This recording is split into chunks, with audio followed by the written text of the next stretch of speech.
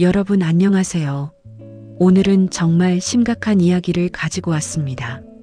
여러분, 혹시 최근에 새 아파트 분양 광고 많이 보셨죠? 그런데 말입니다. 이 새 아파트들이 지금 주인을 못 찾고 있다는 거 아시나요? 올해만 벌써 2,300개가 넘는 건설사들이 문을 닫았다는 겁니다. 하루에 약 8에서 9개 회사가 사라지고 있는 거예요. 오늘은 이 심각한 상황, 왜 이런 일이 벌어지고 있는지, 그리고 앞으로 우리 부동산 시장은 어떻게 될지 함께 파헤쳐 보겠습니다. 시작하기 전에 구독과 좋아요, 알림 설정 꼭 부탁드립니다. 자, 먼저 얼마나 심각한 상황인지 숫자로 정확하게 알아볼까요? 첫 번째, 사라지는 건설사들. 올해 3분기까지 집계된 결과를 보면 등록이 말소되거나 폐업한 건설사가 무려 2,300일 곳입니다. 이게 얼마나 많은 숫자냐면요. 하루 평균 8에서 9개 회사가 문을 닫고 있다는 계산이 나옵니다. 작년에도 3,072곳이 폐업해서 큰 이슈가 됐었는데요. 8년 만에 3,000곳을 넘어섰다고 난리였잖아요. 그런데 올해는 아직 4분기 집계도 안 끝났는데 벌써 2,300곳이 넘었어요. 이 추세라면 올해도 3,000곳을 가뿐히 넘어설 것으로 보입니다. 두 번째, 미분양 주택의 폭발. 전국 미분양 주택이 10월 기준으로 69,069가구입니다. 약 7만 가구라고 보시면 돼요. 여기서 중요한 건 추세인데요. 올해 3월에 7만 가구 아래로 떨어졌다가 7월에는 62,244가구까지 감소했어요. 오, 좀 나아지나 싶었는데 다시 급반등해서 7만 가구 코앞까지 온 겁니다. 그런데 더 심각한 건 따로 있습니다. 세 번째, 악성 미분양의 급증. 준공후 미분양이라는 게 있어요. 이게 뭐냐면 공사가 다 끝났는데도 주인을 못 찾은 아파트를 말합니다. 이걸 업계에서는 악성 미분양이라고 부르죠. 이 악성 미분양이 현재 28,080가구입니다. 무려 12년 만에 최대치예요. 더 충격적인 건 작년 같은 시기에는 18,307가구였거든요. 1년 만에 53% 이상 폭증한 겁니다. 거의 1.5배가 늘어난 거죠. 이제 본론으로 들어가서 지방의 실태를 알아보시겠습니다. 그런데 여러분, 이 미분양 아파트들이 어디에 몰려 있을까요? 바로 지방입니다. 전체 미분양 69,069가구 중에서 75%인 51,518가구가 지방에 있어요. 악성 미분양도 마찬가지입니다. 28,080가구 중 85%인 23,733가구가 지방에 몰려 있죠. 실제 사례를 보시죠. 충남 천안에 천안 휴먼 빌퍼스트 시티라는 단지가 있습니다. 1,222가구를 모집했는데요. 청약 신청자가 딱 72명이었어요. 1순위 경쟁률이 얼마였을 것 같으세요? 0.06대 1입니다. 100명이 지원해야 정상인데 6명만 지원한 거예요. 이게 말이 됩니까? 경북 영주의 효성 해링턴 플레이스는 0.7대 1, 김천 혁신도시의 동일아이빌 파크레이는 0.47대 1. 최근 지방에서 청약받은 아파트들 상당수가 평균 경쟁률 1대 1도 못 넘기고 있습니다. 왜 이런 일이 벌어지는 걸까요? 전문가들은 이걸 똘똘한 한 채 현상이라고 부릅니다. 대출 규제가 강화되고 금리 부담이 커지면서 사람들이 이것저것 투자하기보다는 확실한 곳 한 군데만 노리는 거죠. 리얼하우스 김선아 팀장의 분석을 들어보면 확실한 시세 차익이 기대되는 지역으로 수요가 몰리면서 지방과 수도권의 양극화가 심화되고 있다고 합니다. 쉽게 말해서 서울 강남이나 분당 같은 프리미엄 지역은 여전히 경쟁이 치열한데 지방은 공짜로 줘도 안 받는 수준이 되어버린 거예요. 과장 좀 보태서요. 이제 실제로 건설사의 악순환이 어떻게 펼쳐지는지를 살펴보시겠습니다. 그럼 이게 건설사들한테 어떤 영향을 주는지 알아볼까요? 건설사들의 비즈니스 모델은 간단합니다. 1단계 분양받기 사람들한테 청약을 받아서 계약금과 중도금을 받습니다. 2단계 공사하기 그 돈으로 공사를 진행하고 은행 대출도 좀 받고요. 3단계 잔금 받기 완공하면 입주자들한테 잔금을 받아서 대출 갚고 수익 남기고 끝. 이게 정상적인 사이클이에요. 그런데 지금은요? 1단계에서 막힙니다. 분양이 안 되니까 계약금도 중도금도 못 받는 거예요. 그럼 어떻게 공사를 하냐고요? 은행에서 돈을 빌려야죠.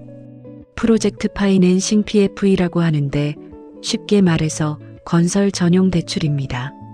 문제는 이 대출 이자가 계속 불어난다는 겁니다. 분양이 안 되면 이자만 계속 내야 하는 거죠. 실제 사례를 보시죠.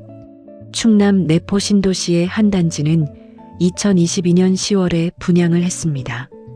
그런데 미분양 여파로 시공사의 차입금 의존도가 80% 가까이 치솟았대요. 이게 무슨 말이냐면 회사 자산의 80%가 빚이라는 겁니다. 정상적인 회사는 보통 30에서 40% 정도거든요. 거의 2배가 넘는 부채를 안고 있는 거예요. 설상가상 2022년 레고랜드 사태 이후로 회사채 발행이 사실상 막혔습니다. 회사채가 뭐냐면 회사가 돈이 필요할 때 채권을 발행해서 투자자들한테 파는 건데요. 레고랜드 사태 이후로 건설사 회사채는 아무도 안 사줘요. 위험하다고 생각하는 거죠. 그러니까 지금 건설사들은 분양은 안 되고 현금 유입 없는 상태입니다. 이자는 계속 불어나고 현금 유출 증가 상태입니다. 회사채는 못 팔고 추가 자금 조달 불가능 상태입니다. 완전히 막다른 골목에 몰린 겁니다. 그럼 이제 현장의 목소리는 어떠한지 들어보시겠습니다. 실제 업계 사람들은 뭐라고 할까요? 한중견 건설사 관계자의 증언을 들어보시죠. 지방은 상황이 워낙 어려워서 건설사들이 가지고 있는 분양 물량마저 중지시키는 상황입니다. 분양은 안 되고 금융 비용은 불어나는데 회사채 발행도 어렵다 보니 유동성 문제가 심각합니다. 다른 중견 건설사 관계자도 이렇게 말했어요. 지방은 개발이 느리고 정주 환경도 수도권만 못하다 보니 거주자들도 아파트를 분양받으려 하지 않습니다. 미분양이 쌓이고 경기까지 침체되면서 버틸 체력이 있는 회사와 없는 회사가 갈리는 국면입니다. 핵심은 양극화입니다. 대형 건설사들은 그나마 버틸 여력이 있어요. 현금 보유량도 많고 브랜드 파워도 있으니까요. 하지만 중소형 건설사들은요, 지금 줄줄이 무너지고 있습니다. 올해만 2,300곳이 문을 닫은 게 그 증거죠. 대구 달서구의 한 미분양 아파트 단지는 밤이 되면 불이 다 꺼져 있다고 합니다. 공사는 끝났는데 사람이 없는 거예요. 유령 아파트가 되어버린 겁니다. 이게 현재 지방 곳곳에서 벌어지고 있는 현실입니다. 그럼 왜 이렇게 됐을까요? 도대체 왜 이런 상황이 된 걸까요? 원인을 정리해 보겠습니다. 첫 번째, 대출 규제 강화. 정부가 부동산 과열을 막으려고 대출 규제를 강화했습니다. LTV, DTI 같은 것들이 다 대출 규제인데요. 쉽게 말해서 돈 빌려주는 걸 확 줄인 거예요. 그러니까 사람들이 아파트를 사고 싶어도 돈이 없어서 못 사는 겁니다. 두 번째, 고금리 시대. 기준금리가 높으니까 대출 이자도 비쌉니다. 예전에는 연 2에서 3%였는데 지금은 4에서 5% 넘어가죠. 3억 빌리면 이자만 1년에 1,500만 원입니다. 한 달에 125만 원씩 내야 해요. 부담이 클 수밖에 없죠. 세 번째, 지방 인구 감소. 근본적으로 지방은 인구가 계속 줄고 있습니다. 젊은 사람들은 다 서울로 가고 남은 건 노령층 뿐이에요. 새 아파트를 살 사람 자체가 없는 거죠. 네 번째, 경기 침체. 전반적인 경기가 좋지 않습니다. 소비도 줄고 투자 심리도 위축되고 이런 상황에서 누가 수억 원짜리 아파트를 선뜻 사겠어요? 다섯 번째, 공급 과잉. 정부가 부동산 가격을 잡으려고 공급을 엄청 늘렸어요. 그런데 수요는 안 따라오니까 미분양이 쌓이는 겁니다.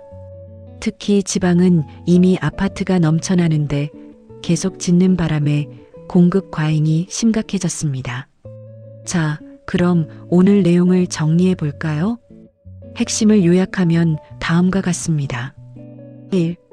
올해만 2,300개 이상의 건설사가 문을 닫았다. 2. 전국 미분양이 약 7만 가구, 그중 75%가 지방. 3. 악성 미분양이 12년 만에 최대치, 1년 만에 53% 급증. 4. 지방 아파트는 청약 경쟁률 1대1도 못 넘기는 상황. 5. 건설사들은 유동성 위기로 생존이 위협받고 있다.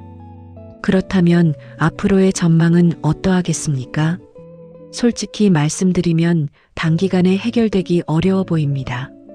지방 인구 감소는 구조적인 문제고 경기 회복도 시간이 걸리니까요. 아마도 향후 1, 2년간은 건설사 폐업이 계속될 것 같고 살아남는 건설사와 사라지는 건설사가 확실히 갈릴 것 같습니다. 투자자 입장에서는 어떻습니까? 지방 미분양 아파트를 염가에 사서 장기 투자하는 것도 방법일 수 있지만 상당히 위험합니다. 지역 경제가 살아나지 않으면 계속 손해를 볼 수 있거든요. 확실한 건 당분간은 똘똘한 한 채 전략이 유효할 것 같습니다. 여러 군데 분산 투자보다는 확실한 곳 하나에 집중하는 게 안전하다는 거죠. 건설업계 종사자라면 어떠하겠습니까? 중소형 건설사에 계신 분들은 솔직히 이직도 고려해 보셔야 할 것 같습니다. 회사 재무 상태를 꼭 체크해 보시고 위험하다 싶으면 미리 대비하시는 게 좋겠습니다. 오늘 정말 무겁고 심각한 내용이었는데요. 그래도 정확히 알고 있어야 대비할 수 있겠죠? 여러분의 생각은 어떠신가요? 댓글로 의견 남겨주세요. 구독과 좋아요, 알림 설정 부탁드리고요. 다음에도 유익한 정보로 찾아뵙겠습니다. 감사합니다.